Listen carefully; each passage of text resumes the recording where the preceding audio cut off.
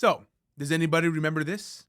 After months of speculation, FBI Director Comey testifying under oath today, unloading powerful public declarations, given the agency's policy not to comment on ongoing investigations, except under extraordinary circumstances, confirming today the federal investigation into the Trump campaign's alleged ties to Russia.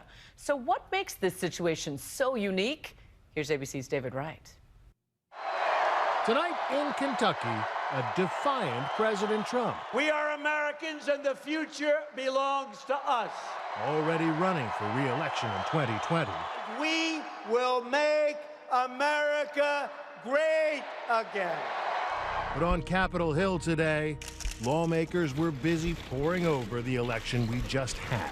I'm honored to be here representing the people of the FBI. Members of the House Intelligence Committee convening a blockbuster hearing. I would like to welcome our witnesses, Director of the FBI, Jim Comey, and Director of the National Security Agency, Admiral Rogers. The nation's top cop and one of the nation's most senior spy masters there to testify about allegations that Russia tried to influence the outcome. I have been authorized by the Department of Justice to confirm that the FBI, as part of our counterintelligence mission, is investigating the Russian government's efforts to interfere in the 2016 presidential election.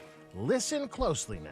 And that includes investigating the nature of any links between individuals associated with the Trump campaign and the Russian government, and whether there was any coordination between the campaign and Russia's efforts. As with any counterintelligence investigation, this will also include an assessment of whether any crimes were committed. That's huge. The FBI director disclosed an ongoing criminal investigation into whether associates of the Trump campaign worked with the Russian government.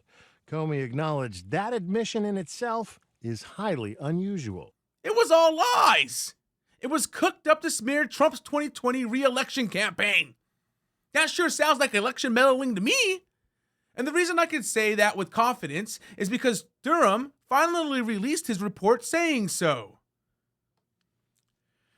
As set forth in greater detail in section blah, blah, blah, before the initial receipt by FBI headquarters of information from Australia on July 28, 2016, concerning comments reportedly made in a tavern on May 6, 2016 by George, however you say his last name, an unpaid foreign policy advisor to the Trump campaign, the government possessed no verified intelligence reflecting that Trump or the Trump campaign was involved in a conspiracy or a collaborative relationship with officials of the Russian government. Indeed, based on the evidence gathered in the multiple, exhaustive, and costly federal investigation of these matters, including the instant investigation, neither U.S. law enforcement nor the Intelligence Committee appears to have possessed any actual evidence of collusion in their holdings at the commencement of the Crossfire Hurricane investigation. Close that down. So, to the people who are saying this doesn't mean anything because John Durham is a Republican and he's covering for Trump, this is a biased report. Get the fuck out of here, all right? Durham didn't have to do legal gymnastics in order to prove that the Steele dossier and Operation Crossfire Hurricane was a sham. All he had to do is quote straight from the FBI reports that was provided by the FBI. In the context of these efforts and discussed in section blah, blah, blah, the FBI learned that Steele relied primarily on a U.S.-based Russian national, Igor Danchenko, to collect information that ultimately formed the core allegations found in the reports. Specifically, our investigation discovered that Danchenko himself had told another person that he was responsible for 80% of the intel and 50% of the analysis contained in the Steele dossier. You want to know how Igor Danchenko got his information? He got it through rumor.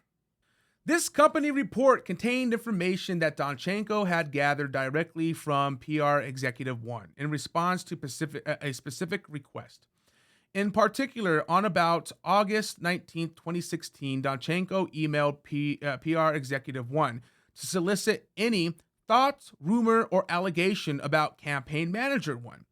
In the email, Danchenko also informed PR Executive 1 that he, Danchenko, was working on a project against Trump. And here's the email. Could you please ask someone to comment on Campaign Manager 1's resignation and anything on Trump campaign? Off the record, of course. Any thoughts, rumor, allegation. I'm working on a related project against Trump.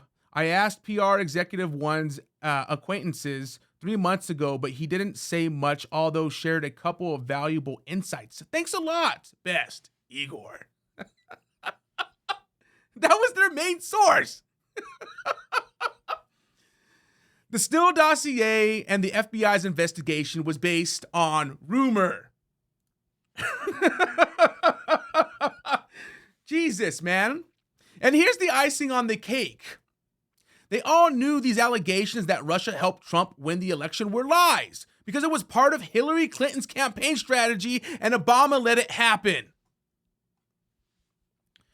In response to your request for Intelligence Committee information related to the Federal Bureau of Investigation's Crossfire Hurricane investigation, I have declassified the following.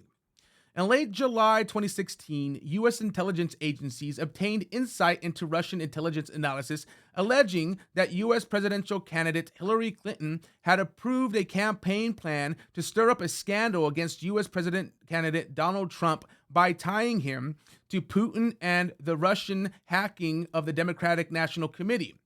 The IC does not know the accuracy of the allegation or the extent to which the Russian intelligence analysis may reflect excogation or fabrication. According to his handwritten notes, former Central Intelligence Agency Director Brennan subsequently briefed President Obama and other senior national security officials on the intelligence, including the alleged approval by Hillary Clinton on July 26, 2016, of a proposal from one of her foreign policy advisors to vilify Donald Trump by stirring up a scandal claiming interference by Russian security services. On September 7, 2016, U.S. intelligence officials forwarded an investigative referral to FBI Director James Comey and Deputy Assistant Director of Counterintelligence Peter Strzok regarding U.S. presidential candidate Hillary Clinton's approval of a plan concerning U.S. presidential candidate Donald Trump and Russian hackers hampering U.S. elections as a means of distracting the public from her use of a private email server.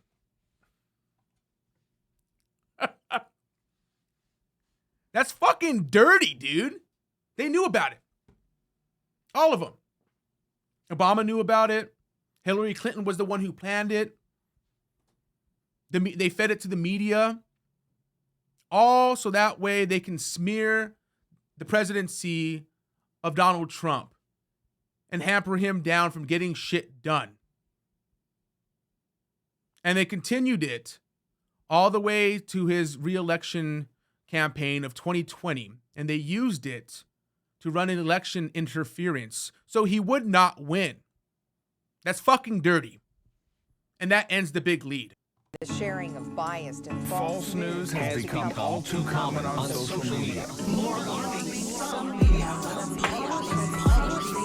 simply aren't true without checking facts first. Unfortunately, some members of the media use their platforms to push their own personal bias and agenda to control exactly what people think. And this is extremely dangerous to our democracy. This is extremely dangerous to our democracy.